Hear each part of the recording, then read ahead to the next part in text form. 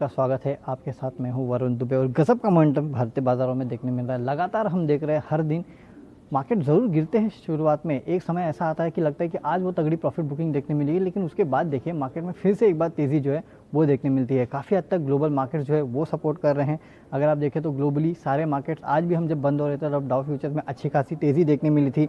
इसके अलावा बाकी भी अगर आप ग्लोबल संकेत देखें तो वो भी अच्छा है, तो यहाँ से कहीं ना कहीं तो सपोर्ट मिलता हुआ दिखाई दे रहा है। इसके अलावा अगर आप देखें तो एफआईआर जो है वो देखिए भारतीय बाजारों में लगातार खरीदारी करते जा रहे हैं। पिछले मेरे ख्याल से 4 ट्रेडिंग सेशंस में ही करीब 5-6 हज़ार करोड़ के आसपास की खरीदारी ऑलरेडी कर चुके हैं। तो कहीं ना कहीं शायद एफआईआर को वो लेफ्ट आउट फीलिंग जो है मार्केट में वो आ रही हो, इसके लिए देख रहे हैं आपकी लगातार 4 दिन से खरीदारी करके चल रहे हैं। और जिस तरह से मार्केट में तेज़ी देखने मिल रही है, लग रहा है कि आज के ट्रेडिंग सेशन में भी एफआईआर ने खरीदारी की होगी। जो नतीजे आ रहे हैं कंपनीज़ के, या तो अनुमान था उतने ही गिर रहे हैं या अनुमान से थोड़ी कम गिरावट देखने मिल रही है। एलएनटी के नतीजे देख लीजिए, नो डाउट मैनेजमेंट ने गाइडेंस नहीं दिया। इसके बाद जो नतीजे थे वो भी आप अगर देखेंगे तो थोड़े कमज़ोर थे, लेकिन सबको पता था कमज़ोर आएंगे और उससे तो ठीक ही ठाक है। कम से कम जो ऑर्डर फ्लो अगर आप देखें और इसके अलावा इसका नंबर अगर आप देखें तो मुनाफा का नंबर देखें, तो ऐसे ही काफ़ी सारे ट्रिगर्स जो है वो कहीं ना कहीं भारतीय बाजारों की मदद कर रहे हैं। इसके अलावा अगर आप देखें तो लिक्विडिटी वो तो अच्छी है ही, तो लिक्विडिटी बेहतर होने के कारण और साथ ही साथ काफ़ी सारे और लोग पार्टिसिपेट कर रहे हैं। अब काफ़ी सारे लोग घर पे बैठे हैं तो वो भी कहीं ना कहीं मार्केट में पार्टिसिपेट कर रहे हैं, तो उसका भी इम्पैक्ट जो है भारतीय बाजारों में देखने मिल रहा है। और इसके लिए हम देख रहे हैं कि मेरे ख्याल से पहले या दूसरी बार ही है जब ये 11,200 के ऊपर जाके आज मार्केट बंद हुए हैं, क्योंकि इसके पहले हम 11,200 के ऊपर गए भी हैं तो शायद नीचे आ चुके हैं। तो उसके बाद आप देखिए फिर से एक बार 11,200 के ऊपर जो है वो मार्केट सब बंद हुए हैं।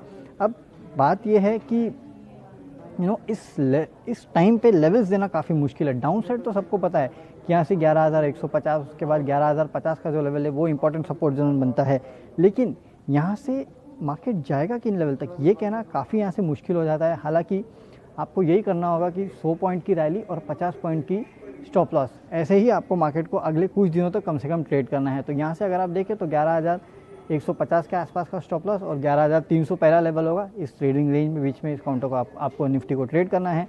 उसके बाद देखते हैं कि किस तरफ ब्रेकआउट देखने मिलता है, क्योंकि आप देखिए काफ़ी दिनों से 11,000 से 11,200 300 के बीच मार्केट जो झूल रहा है, कभी इधर जाता है कभी उधर जाता है। ये सबसे बड़ी दिक्कत की बात है। तो एक डिसाइसिव स्टैंड जो है इस लेवल के इस तरफ या उस तरफ मार्केट अभी ले नहीं पा रहा है। कहीं ना कहीं ब्रेकआउट होगा, या तो हो सकता है वो 11,300 के ऊपर हो जाए या वो 11,000 के नीचे हो जाए। अब सबसे बड़ी बात यह है कि केवल 5 दिन बचे एक्सपायरी के लिए, तो इसके पहले आपको किसी ना किसी तरफ वॉलेटिलिटी जो है वो ज़रूर देखने मिलेगी। हालांकि जुलाई सीरीज़ में आप 11,000 के लेवल पार कर चुके हैं, ये भी आपको याद रखना है। तो लंबी तेज़ी हो चुकी है, एक्सपायरी पास आ रही है और उसके पहले मार्केट कंसोलिडेट कर रहे हैं एक रेंज में, ये आपको याद रखना है। तो कहीं ना कहीं आपको ब्रेकआउट देखने मिलेगा, ज़्यादा चांसेस है कि नीचे की तरफ देखने मिले। इसके लिए जो आप ट्रेड करेंगे ना, याद रखना उसमें स्टॉप लॉस ज़रूर रखना, बिना स्टॉप लॉस के ट्रेड मत करना। कल फ्राइडे है, पिछले कुछ फ्राइडेज हमने देखे हैं, मेजॉरिटी फ्राइडेज अच्छे रहे हैं, एक फ्राइडे को छोड़ के जहाँ गिरावट देखने मिली है। तो आई होप कि फ्राइडे कल का भी अच्छा रहे, बट लेट्स सी कि क्या होता है, क्योंकि मार्केट काफ़ी भाग चुके हैं तो थोड़ा सतर्कता भी आपको बरतनी चाहिए। तो ये याद रखिए और फिर ट्रेड कीजिए, लेट्स सी कि क्या होता है। ओके, काफ़ी सारे लोग यहाँ रोज़ारी का आईपीओ के बारे में पूछ रहे हैं कि इसमें क्या करना चाहिए। देखिए रोज़ारी बायोटेक, एक तो सबसे बड़ी चीज़ क्या है, ये क्यों चला। एक तो बहुत लंबे समय से आईपीओ आया नहीं है, एटलीस्ट ये लॉकडाउन में तो बिल्कुल नहीं आया कोई। आने वाले कुछ दिन में आईपीओ आएगा, इसके बारे में गारंटी नहीं है। हालांकि वो माइंडस्पेस रीट्स का आईपीओ आने वाला है, बट देन अगेन सबसे बड़ा चीज़ इसके चलने के पीछे ये थी कि डर्ट ऑफ आईपीओ, मतलब आईपीओ था ही नहीं मार्केट में, कोई नई कंपनी थी नहीं मार्केट में, और ये कंपनी अचानक से आ गया आईपीओ लेके, तो लोगों में एक होड़ लगे। और वैसे भी इसके पहले आपने देखा था कि आईपीओ में लोगों ने काफ़ी कमाया था, इसके लिए आपने देखा सब्सक्रिप्शन भी अच्छा मिला।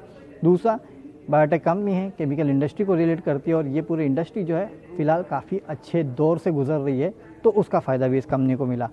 अब काफ़ी लोगों ने कहा था कि शायद इतनी तेज़ी होने के बाद शायद लिस्टिंग के ऊपर आपको 20-30% के आसपास तेज़ी देखने मिलेगी, लेकिन देखिए 70-80% के आसपास की रैली जो है इस काउंटर में देखने मिली। तो कहीं ना कहीं हो या रहा है कि हमें लगता है वैल्यूएशन एक्सपेंसिव है, नो डाउट इस कंपनी का वैल्यूएशन बहुत एक्सपेंसिव है, मुझे भी अब लग रहा है कि वैल्यूएशन एक्सपेंसिव है, लेकिन लोग आज के टाइम पे वैल्यूएशन नहीं देख रहे हैं। लोग देख रहे हैं कि कौन सी चीज़ है जिसको मैं खरीदूँ, या तो वो यूनिक हो या तो वो नई हो, ऐसे टाइप के आइडियाज़ मार्केट में ढूंढे जा रहे हैं और यही आइडिया जो है भारत बायोटेक बोल रहा हूँ, रोज़ारी बायोटेक जो है वो एज अ न्यू कंपनी सामने उभर के आ गई, तो लोगों को उसमें ख़रीदारी करने की इच्छा हुई।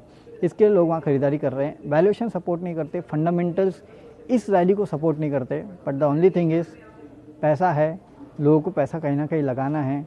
नई कंपनी मिली, पैसा लगा। मैं ये नहीं कहूँगा कि इस काउंटर में गिरावट देखने मिलेगी, थोड़ा बहुत हो सकता है मुनाफा वसूल देखने मिले, लेकिन स्ट्रेट गिरावट इस काउंटर में शायद ना देखने मिले। एटलीस्ट जब तक मार्केट में लिक्विडिटी है, अगले कुछ दिनों तक आपको इस तरह की गिरावट देखने नहीं मिलेगी। और मैं तो कहूँ अगर गिरावट आती भी है ना, तो थोड़ा सा करके ख़रीद लीजिए, ज़्यादा बेटर होगा, क्योंकि मार्केट की कंडीशंस वैसे हैं।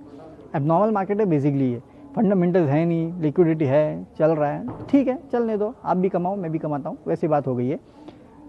कमाओ, रोज़ारी बायोटेक में भी गिरेगा, गिरावट में ख़रीदारी कीजिएगा, फिर थोड़ा ऊपर जाएगा तो फिर मुनाफा वसूली कर लीजिएगा, ऐसा ही ट्रेड लीजिएगा। लेकिन हाँ, वैल्यूएशन बहुत एक्सपेंसिव है, तो अगर आपको आईपीओ में लगा था ना तो निकल जाइए, इतना मैं बोल दूंगा।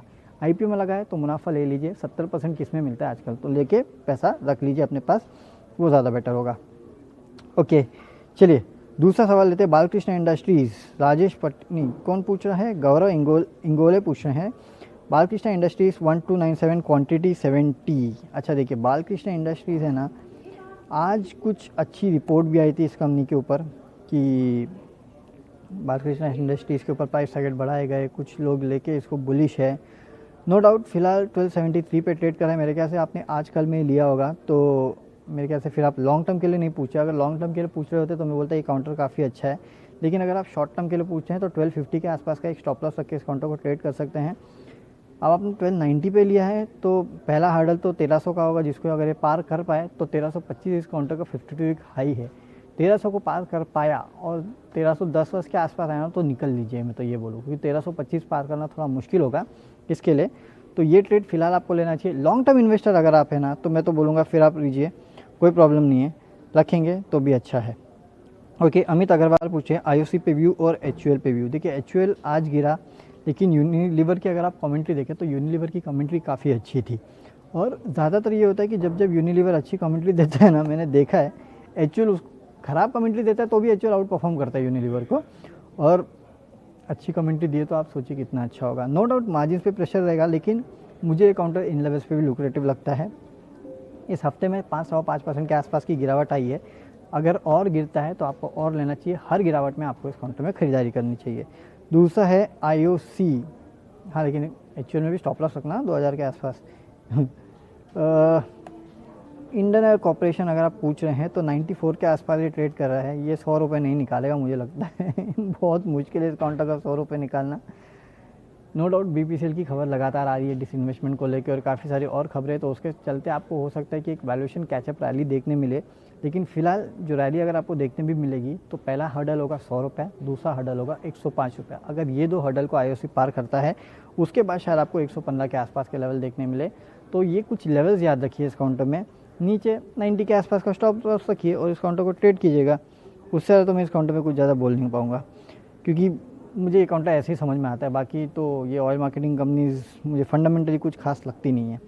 अच्छा, Ranjan Singh SBI 3000 shares at the rate 198। मेरे ख्याल से रंजन जी आज एसबीआई 200 के ऊपर गया था, तो मेरे ख्याल से आपकी भी आज की खरीदारी है। अगर आप लंबे अवधि के लिए रुक सकते हैं ना सर जी, तो इस काउंटर में रुकिएगा, कोई प्रॉब्लम नहीं है ना। लेकिन अगर आप एक शॉर्ट टर्म ट्रेडर है तो 203 204 के आसपास ये काउंटर आता है ना, तो तब आपको निकल जाना चाहिए, क्योंकि बहुत समय से इस काउंटर ने उस रेंज को तोड़ने में इस काउंटर को काफ़ी मुश्किल हुई है। तो अगर आप सोच रहे हैं कि 1-2 दिन के लिए लेना है और जल्दी निकल जाना है, तो 203 204 के आसपास इस काउंटर से निकल जाइए। अगर नहीं लंबी अवधि के लिए रखना चाहते हैं तो रखिए, कोई प्रॉब्लम नहीं है। काउंटर अच्छा है, fundamentally it's a very sound counter, one of the best PSU companies, PSU banks, इसके लिए बोल रहा हूँ। अगर लॉन्ग टर्म के लिए लेना चाहते हैं रखिए।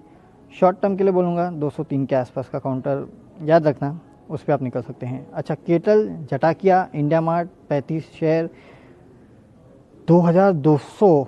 देखिए इंडिया मार्ट को रखिए, ये एक्चुअली है ना, मतलब वो हुआ ये ना कि कभी इसके ऊपर लोगों ने ध्यान दिया नहीं इस काउंटर पे। एक्चुअली आप देखें तो ये जो पूरा ई कॉमर्स स्पेस का एक बहुत बड़ा प्लेयर है ये भी। नो डाउट B2B बिजनेस ज़्यादा है, लेकिन है तो इस स्पेस का ये बहुत बड़ा प्लेयर।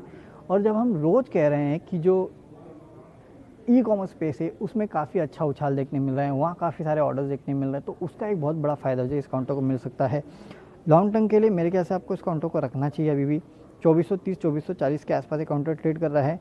रखिए इस काउंटर को अपने पोर्टफोलियो में, अभी बेचने की घाई भी करना मत, हो सकता है 1-2 दिन में आपको ये काउंटर थोड़ा गिरता हुआ भी दिखाई दे माफ़ कीजिएगा, तो आपको डरना नहीं चाहिए, रखे रहिए इस काउंटर को। लेट्स सी कि क्या होता है।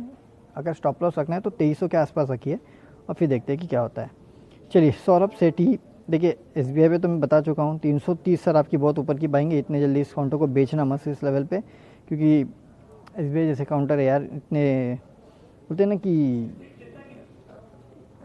लॉस में बेचना अच्छा नहीं लगता है ऐसे काउंटर्स को।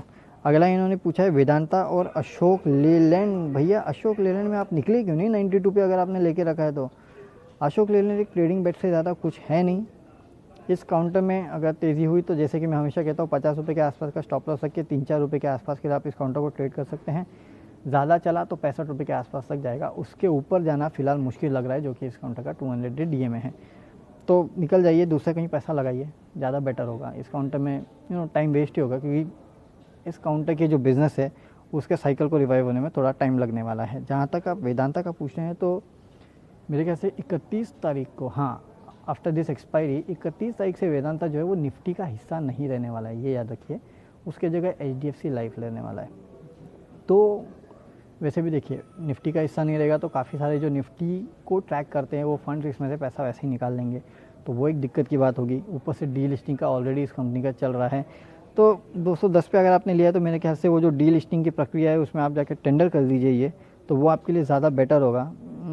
उससे ज़्यादा मैं कुछ बोलूँगा नहीं, कि आप टेंडर कर दीजिए तो आपके लिए बेटर होगा। बिन मतलब के ज़्यादा लॉस हो गया तो कोई मतलब नहीं है उस चीज़ का भी, है ना, कर दीजिए, अच्छा रहेगा। चलिए इसी नोट पे आप विदा लेते हैं। कल आपके साथ फिर इसी प्लेटफॉर्म पे जुड़ेंगे, जो आपके बच्चे कुछ सवाल है उनका जवाब देने के लिए।